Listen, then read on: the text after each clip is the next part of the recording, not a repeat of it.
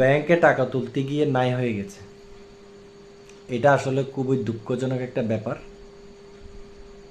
Hello everyone, সবাই কেমন আছেন? আমার পেজের পক্ষ থেকে সবাইকে আন্তরিক অভিনন্দন। আপনারা নিশ্চয় জানেন এই সাম্প্রতিক সময়ে ব্যাংক কেলেঙ্কারি এবং লুটপাট হয়ে গেছে, ব্যাংক থেকে অর্থ বিদেশে পাচার হয়ে গেছে। অনেক বড় অ্যামাউন্টের একটা টাকা বিভিন্ন ব্যাংক থেকে লুটপাট অথবা পাচার হয়ে গেছে। ঋণ খেলাপিতে জড়িয়ে গেছে অনেক ব্যক্তি, কিন্তু সেই টাকা ফিরিয়ে আনতে পারে নাই।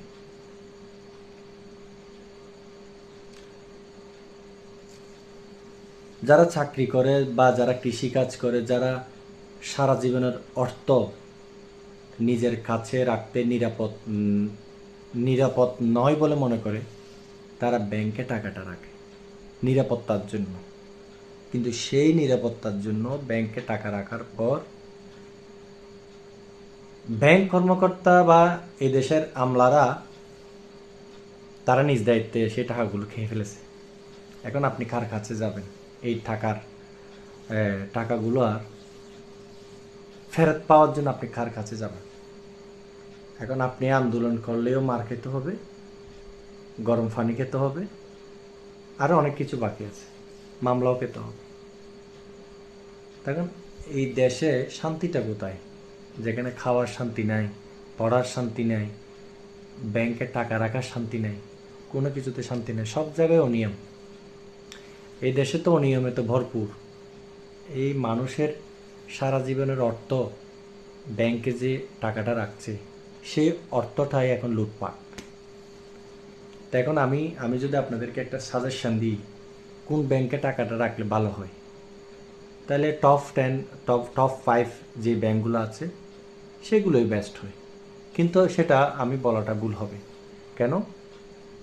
আজকে যে 5টা ব্যাংক দেউলিয়ার পথে, তখন সেই সময়ে এই 5টা ব্যাংক কিন্তু টপ লিস্টে ছিল, অর্থাৎ এগুলো অনেক ভালো ফর্মে ছিল। কিন্তু একটা ব্যাংক ভালো অবস্থান থেকে খারাপ অবস্থানে যেতে বেশি দিন সময় লাগে না। ঋণ খেলাপি করলে একটা ব্যাংক যে কোনো মুহূর্তে কি হয়ে যেতে পারে, দশ নেমে যেতে পারে। আসলে আমাদের এই বাংলাদেশে এতগুলো ব্যাংকের কোনো দরকার নেই। দেখেন, প্রাইভেট সেক্টরে দেখলে আপনি প্রাইভেট ব্যাংক, অনেক ব্যাংক, গভর্নমেন্টের অনেক ব্যাংক, এতগুলো ব্যাংক আসলে দরকার হয় না।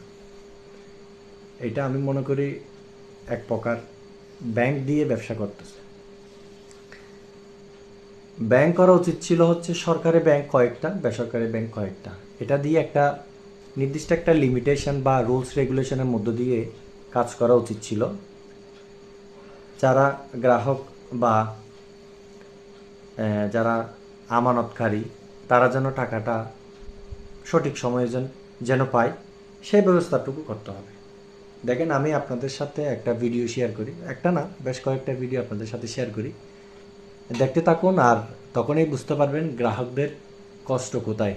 সারা জীবনের উপার্জনের টাকাটা যখন, ইভেন পেনশনের টাকাটা যখন রাখার পর যখন তারা সেটা ফেরত না পায় আমানতকারীরা, তখন তাদের কষ্টটা সীমাহীন।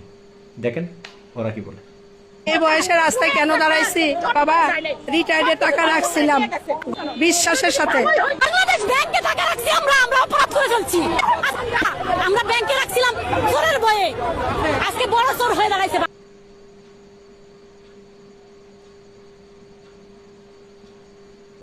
এটা দেখার পর আর হয়তো বলা যাবে না যে এই ব্যাংক ভালো ওই ব্যাংক খারাপ, সেটা বলা যাবে না।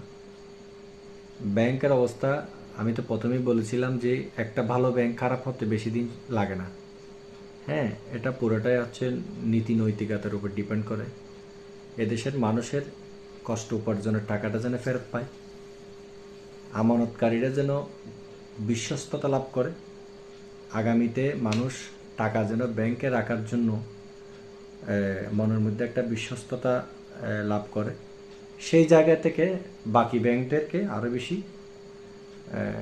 দৃঢ় বিশ্বাস জন্মাতে হবে এবং আস্থা রাখতে হবে না হয় গ্রাহক বা মানুষ ব্যাংকে টাকা রাখতে আগ্রহ প্রকাশ করবে না। বাই দ্য ওয়ে, আজকে আপনাদের সাথে এই পর্যন্ত। নেক্সট কোনো ভিডিওতে কথা হবে, আড্ডা হবে, আলোচনা হবে। আর যারা এখনো পর্যন্ত আমার পেজটা ফলো করেন নাই, ফলো বাটনে ক্লিক করে আমার সাথে অ্যাড হয়ে যাবেন। সবাই ভালো থাকবেন, সুস্থ থাকবেন। বাই।